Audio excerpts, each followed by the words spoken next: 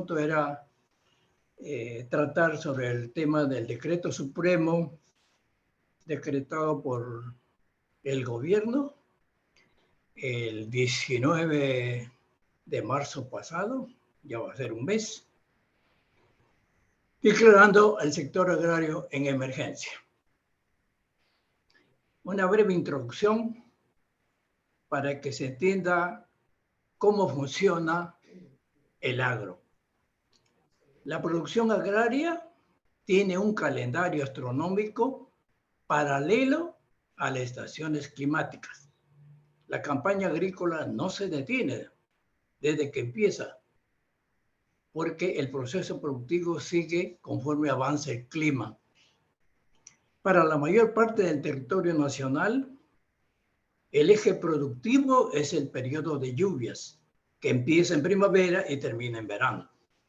Es que el agua es determinante. Las labores agrícolas empiezan antes de las lluvias, con la preparación del terreno en agosto y termina en julio del año siguiente. Ahora estamos en la campaña 21-22, que termina ya en julio, con las últimas cosechas. Cada cultivo tiene su propio calendario, desde la siembra hasta la cosecha. Unos empiezan en agosto, otros empiezan en septiembre, octubre, noviembre, en fin, ¿no? De manera que toda asistencia productiva tiene que ser en el momento oportuno. Los que venden semillas no pueden ir cuando ya el cultivo está avanzado. Tiene que ir antes de que empiece la preparación del terreno. Igual, los que venden fertilizantes no pueden llegar en un momento en que el cultivo ya no necesita fertilizantes. Tiene que ser oportuno si es que quiere tener éxito comercial. Pero al igual que los proveedores habituales de la producción agraria, las medidas productivas gubernamentales también tienen que ser oportunas y no oportunistas. No puede llegar a destiempo. Tiene que ser oportuno. Como les decía, el 19 de marzo pasado, mediante decreto supremo, el gobierno declaró en emergencia el sector agrario por dos motivos: por los efectos de la pandemia y por los altos precios internacionales de los insumos. Pero estos son los dos asuntos graves a resolver con la emergencia en un plazo de 120 días, que es lo que ha establecido el decreto supremo, que la emergencia es por 120 días.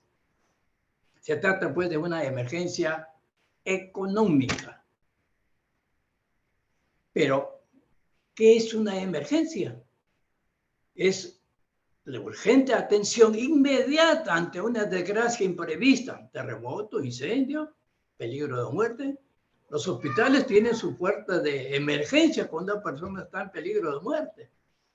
Para el agro nacional, la emergencia sería socorrer a los campesinos ante la ruina económica ocasionada por las causas que ya se señala en el mismo decreto. El daño ya está. Ya la campaña está avanzada, pero el peligro no pasa.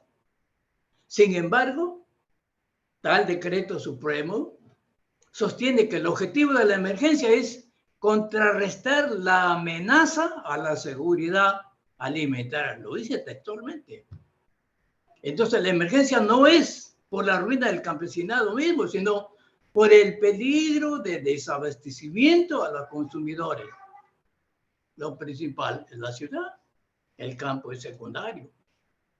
Entonces, con tal fin, el decreto dispone generar prioritariamente las condiciones necesarias para la continuación de las actividades productivas agropecuarias, como si estos estuvieran detenidos.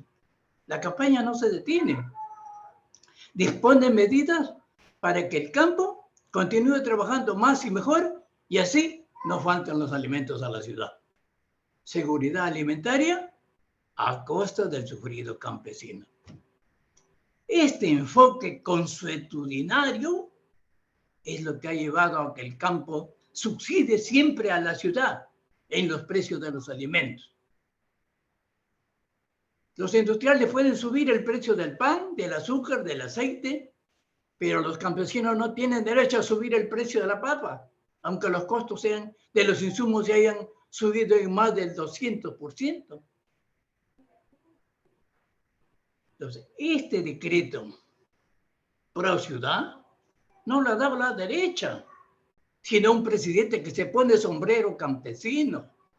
Es el mismo presidente que ha exonerado a los transportistas y dueños de toda clase de vehículos del impuesto selectivo a los combustibles, incluyendo a los ricos en un país pobre, porque los ricos son los que más vehículos tienen. Es también el presidente que gestionó ante el Congreso la eliminación del IGB a la canasta de alimentos de los consumidores, incluyendo los ricos que comen en mayor cantidad y con facturación formal que ellos cargan a los costos empresariales. Pero los que facturan el IGB no son los campesinos, a los cuales los comerciantes les seguirán pagando precios bajos. Los arroceros, por ejemplo, venden arroz en cáscara, siempre sin IGB. Pero son los industriales los que venden el arroz pilado a precio multiplicado. El azúcar lo produce el Grupo Gloria en su latifundio de 100.000 hectáreas en La Libertad y en Lambayeque, en Olmos, conjuntamente con otros latifundios azucareros. Entonces, es el oligopolio el que establece los nuevos precios después de ajustar los nuevos costos de producción en el azúcar. Entonces, ahora estamos pagando alrededor de 5 soles el kilo. Entonces, pero ahí ya están incluidos los nuevos costos, aunque ellos hayan trabajado con los costos anteriores. Entonces, la exoneración del IGB permite mantener en alto sus ventas, porque ya no tienen la carga del IGB. Mientras nosotros seguimos pagando el precio del mercado informal según la oferta y la demanda y sin facturación. El campesino también compra azúcar con sobreprecio y sin factura, sin IGB. Este engaño de exoneración tributaria siempre ha sido así. Aunque después bajen los costos, los precios no bajarán en la misma proporción. Lo mismo pasa con el Grupo Romero, el mayor importador de alimentos, con Alicor. Su facturación con sobrecostos estará libre de impuestos. Peor aún, el decreto de emergencia dicta medidas a destiempo, porque como veremos más adelante, las medidas son para las siembras, pero ya estamos en época de cosecha. Ahora veamos la caída de los precios campesinos. Estando calendarizada la campaña agrícola, el periodo de cosecha ya empezó. Pero millones de campesinos cosechan al mismo tiempo. Entonces, hasta julio, en que termina la emergencia, no faltarán los alimentos al consumidor porque son meses en que la sobreoferta hace caer los precios, perjudicando a los productores. No hay pues tal amenaza a la seguridad alimentaria, porque estamos en cosecha. Por el contrario, el gran problema es que el campesinado no cuenta con almacenes ni frigoríficos para guardar la cosecha a la espera de mejores precios. Y aunque lo tuviese, tiene deudas acumuladas que están a la espera de la cosecha y se tiene que vender necesariamente porque la necesidad apremia. Esto empeora la sobreoferta. Entonces, este es el drama permanente de los campesinos. Siempre los precios bajos en la cosecha.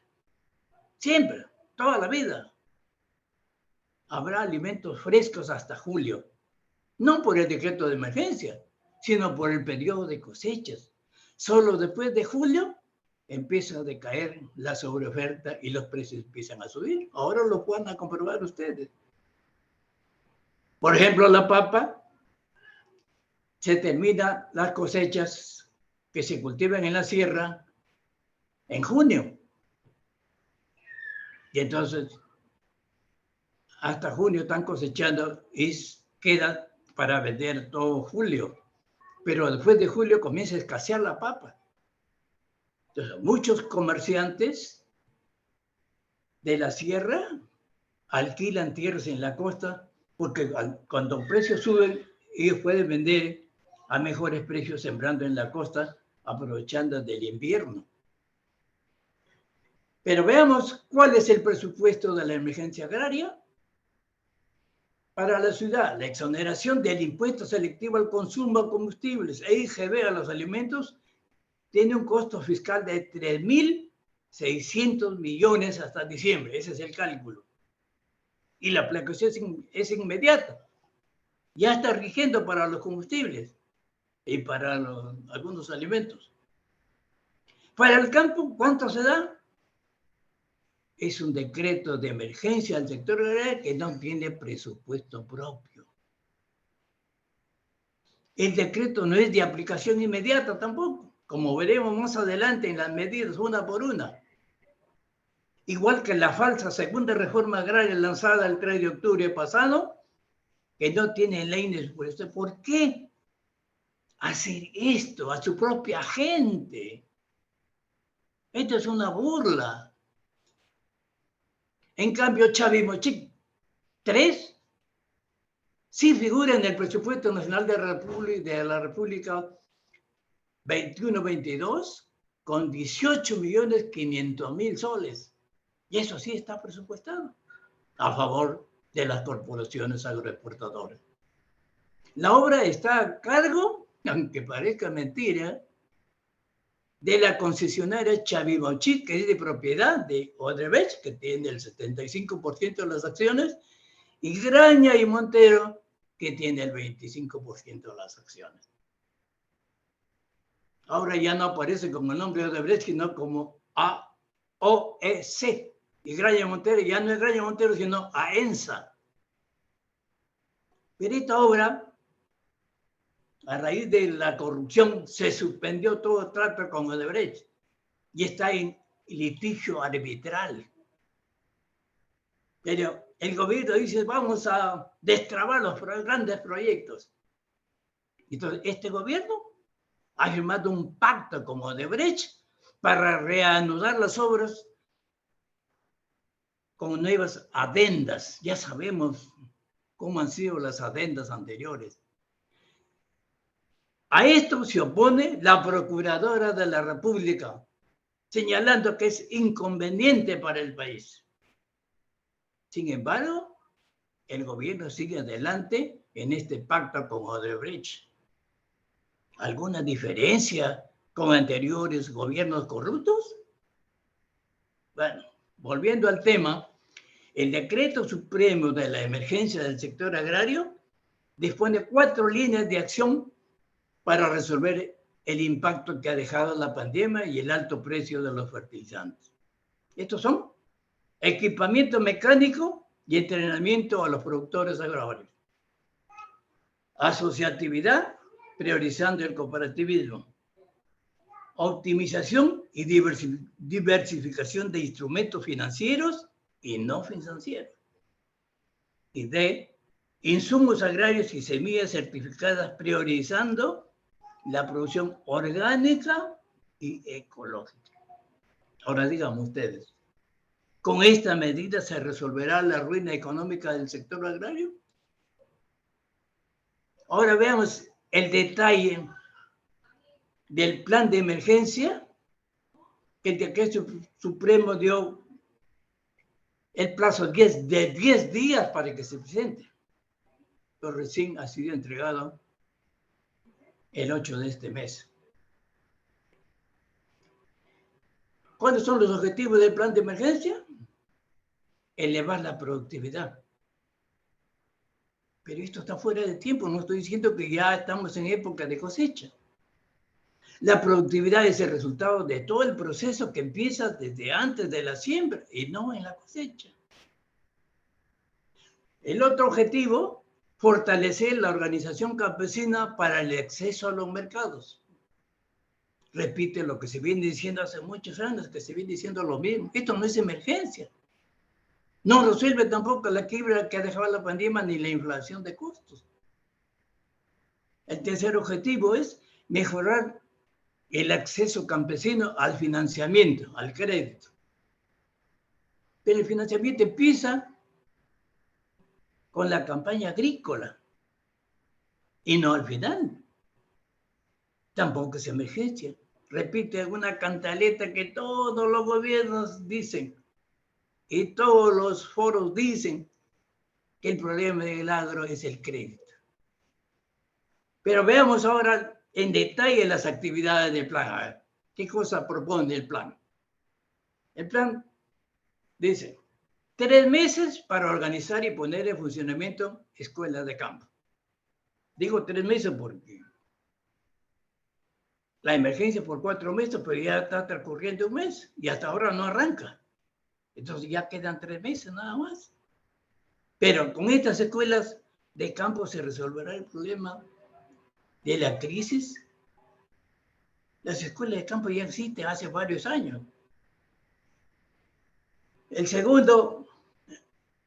La segunda línea de acción, entrega de tractores, motoazadas y equipos agrícolas para la agricultura familiar. Tampoco concuerda con el momento de la campaña porque eso se hace al comienzo, no al final. ¿Cómo no define, no precisa en qué consiste esto de las entregas de tractores? Se supone que se entrega a las regiones para que alquile a la agricultura familiar. Repite el mismo negociado que hizo Fujimori con los tractores chinos que terminaron en chatarra, porque aparte que no tenían repuestos chinos, la gente no los alquilaba, porque no tenían dinero para pagar el alquiler de los tractores. Preferían seguir trabajando con su chaquetanglia. Otra actividad, fortalecer las capacidades en derivados lácteos. Esto no es emergencia, pues. Tampoco resuelve el problema. Repite lo que Agro Rural, un organismo del Ministerio de Agricultura, y las ONG vienen haciendo ya hace años esto mismo. No es por la emergencia. Otra línea de actividad. Entrega de kit modelo para conservar forrajes. ¿Esa es una emergencia? Agro Rural lo viene haciendo hace años. Todos los años en la memoria de sus actividades figura esta actividad. No es de ahora, ya años atrás que viene haciendo esto. Pero tampoco es socorro que resuelve la crisis campesina. Poner en funcionamiento el CECIG agrario, repite lo anunciado con la segunda reforma agraria, que también lo menciona, y que hasta ahora no funciona por falta de presupuestos. En 3 meses, los egresados solo aprenderán de los campesinos finos y no a la inversa. Un director de la región agraria me contaba lo siguiente. Cuando yo salí egresado, fui a trabajar a un fondo en la selva central. Pero el maíz ya estaba por cosechar y no había los galpones para almacenar el maíz de la cosecha. Entonces me dice, mandé cortar árboles para hacer los galpones. Pero los campesinos me dijeron, no, ingeniero, hay que esperar que cambie la luna. ¿Qué cosa? No me vengan con ignorantadas. Están ustedes creyendo en esas cosas antiguas. Y mandó cortar los árboles para los galpones. A los pocos meses, todo el andamiaje se vino abajo. La polilla destrozó todititos los parantes. Y no es porque una creencia, sino porque en luna llena, la savia de las plantas suben a la corona y abren canales. Si se corta en esa época, todos los canales están abiertos y por ahí penetra toda la polilla. Bueno, volviendo al punto. Otra actividad es capacitación y asistencia técnica tecnológica. El plan nos dice quiénes la darán en los 90 días que faltan, incluyendo organización y preparación de las actividades. No precisa en concreto nada. También es a destiempo, porque la asistencia técnica es en el proceso productivo y este ya está terminando. 7. Dotación de semillas certificadas para la agricultura orgánica. Tampoco es momento de siembras. Estamos en cosecha, solo queda sector de corrido permanente. Pero la agricultura orgánica tiene sus bemoles, como lo veremos después. 8. Provisión de plantones frutales certificados. Un ejemplo, mire, en Palta se necesitan 400 plantones por hectárea. La inversión cuesta $8,000. Es el costo de instalación. Ni el Estado tiene suficientes plantones disponibles, ni los agricultores quebrados tienen capacidad económica para cubrir los costos de instalación. Tampoco es una solución de la emergencia. Otra actividad, dotación de cobertizos, fitotoldos y materiales de pastos cultivados. Hace años que Agrorural del Minagri lo viene haciendo sin necesidad de emergencia. Es una actividad que está vigente. Otra actividad, implementar medidas extraordinarias para reducir el impacto negativo de la carestía de fertilizantes. ¿Cuáles? ¿Cuáles son esas medidas extraordinarias? ¿Qué significa la palabrita implementar? ¿Qué? No dice nada. ¿Cómo va a reducir ese impacto? No dice. ¿Cuánto? ¿En cuánto? Tampoco. Es pura teoría, nada concreto. Ya pasó el momento de la fertilización y queda muy poco. La emergencia tiene que ser oportuna. 18. Desarrollar mecanismos financieros, o sea, el crédito, para acceder a fertilizantes y agroquímicos adecuados. ¿Cuál es el mecanismo? No lo menciona. Y además, ya es muy tarde para la campaña agrícola, que ya pasó la época de fertilización, salvo los últimos cultivos que todavía pueden alcanzar. Pero el 97 de las unidades agropecuarias de nuestro país son de agricultura familiar, que mayormente no usa créditos. Dado que el 88% de la agricultura familiar es agricultura de subsistencia. Otra actividad, promover mayor oferta de abonos orgánicos sólidos y líquidos complementarios al guano de isla. Tampoco es momento de abonar. Ahora, ¿cuáles son los complementos? ¿Guano de gallina? ¿De cerdo? No se sabe, pero existen varias alternativas, ¿no? Pero el problema no es la escasez. La emergencia no es por la emergencia es por la ruina que causa el precio elevado de los fertilizantes. No es porque se ha dejado de utilizar abonos orgánicos. Otra actividad, difusión de tecnologías de menor uso de fertilizantes sintéticos. Esto equivale a menores rendimientos, menos ingresos. La emergencia no es porque se aplica demasiados fertilizantes. Es una lógica antitécnica. Fujimori también razonaba de esta forma. Las esterilizaciones forzadas eran para que no haya más pobres. Pero miren, el mercado capitalista neoliberal obliga a ser competitivo usando fertilizantes sintéticos para tener un mayor rendimiento. Y si no, fracasas. Otra actividad, otorgamiento de personería jurídica a los pueblos originarios. Ya no tienen. Y ya tiene personería jurídica. Lo que no tiene es la titulación de sus tierras. Este asunto tampoco No es de producción agraria ni responde a una emergencia económica, pero lo han metido dentro del plan por aumentar actividades, porque sí, pues, ¿no? Otra actividad, constitución y formalización comercial de organizaciones agrarias. No precisa, no da detalles. No es por esto que el agro está ruinoso. La formalización es para recaudar más impuestos. 25. Asistencia técnica en gestión comercial. 28. Cadenas productivas en Sierra y Selva, financiar cadenas de alpaca y ovina. Hace años que se viene haciendo esto de la cadena productiva sin mayor éxito. Por eso es que no prospera. No es una emergencia, porque ya eso se viene haciendo desde hace muchos años. 26.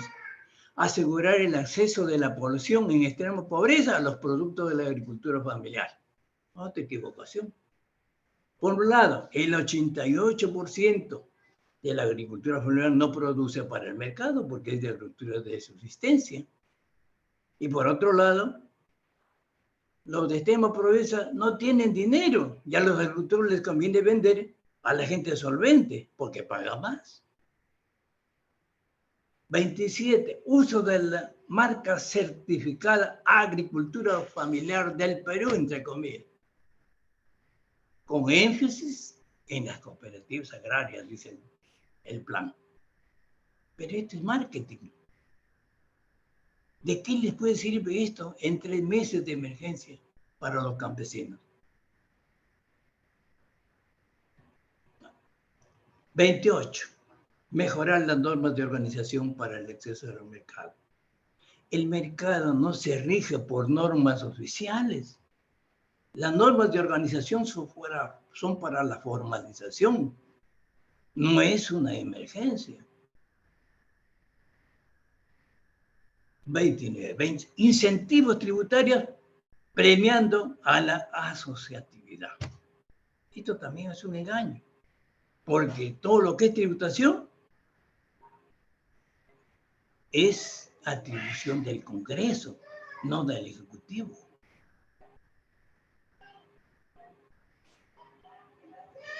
Implementación, otra vez la palabrita, implementación de planes de negocios. Hace años que existen los fondos no retornables que subsidian planes de negocios y están sujetos a concurso y su tramitación dura más de un año en los mejores casos. Pero la emergencia termina en julio, que es el plazo de la emergencia del decreto supremo. Promover ferias y ruedas de negocio, promoción comercial para las compras. Esto es una actividad de comerciantes, no es pues de campesinos. El campesino no tiene balanza, no tiene instalaciones, no tiene experiencia para actuar de comerciante. El campesino está acostumbrado a que vaya el intermediario y le compre al barrer toda la cosecha en chacra. Y ahí no quiere ir más allá. Las ferias no aumentan tampoco la demanda de productos campesinos. Lo que se compra en ferias ya no se hace en el mercado de abastos. O sea, la demanda es la misma. No porque son ferias va a aumentar la demanda, no, la demanda es la misma. Tampoco resuelve la crisis.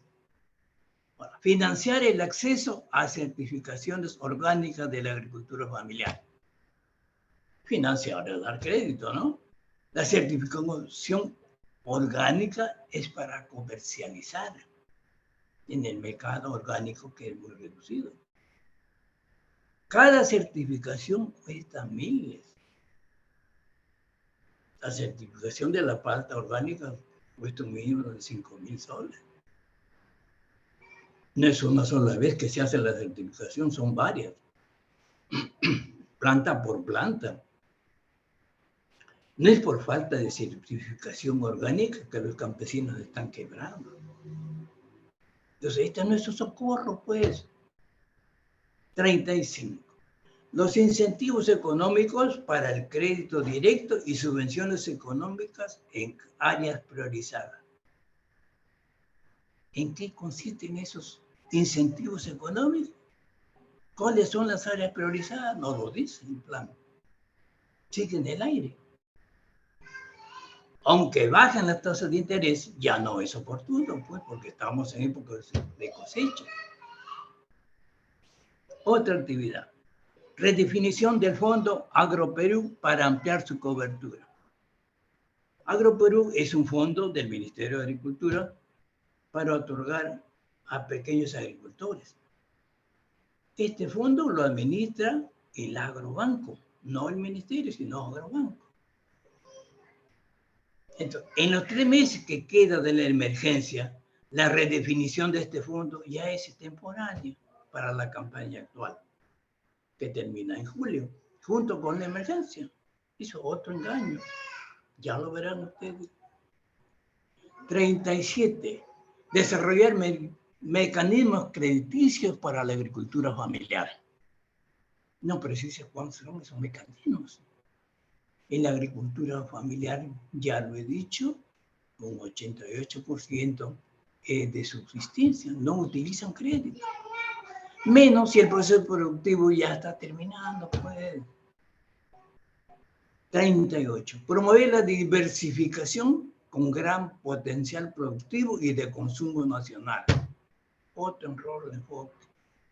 No es por falta de diversificación que el agro está en ruina. Ya está diversificado. Pero los agricultores lo que siembran es lo que manda el mercado, no los decretos. Y por último, la última línea de actividades que señala el plan es identificación de puntos críticos con sus fichas técnicas en ríos y quebradas. ¿Y esto de qué le sirve al campesinado mayoritario de áreas de secano? Si ya pasó la época de lluvia. ¿Las fichas técnicas son socorro para el campesinado arruinado? ¿De qué le sirve eso al campesinado? Bueno, todos estos puntos que ya se vienen haciendo de años, que no son nuevos, ni son de emergencia, todos estos puntos solucionarán la ruina campesina. Al igual que la segunda reforma agraria, todas estas actividades están en curso desde hace años atrás, sin necesidad de emergencia. ¿Por qué engañar? ¿Qué necesidad hay de mentir?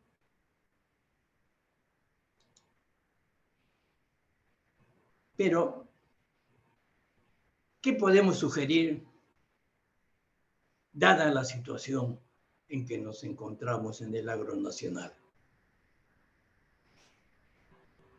Es urgente el socorro a los campesinos ante las pérdidas económicas, y esto podría ser mediante precios de refugio.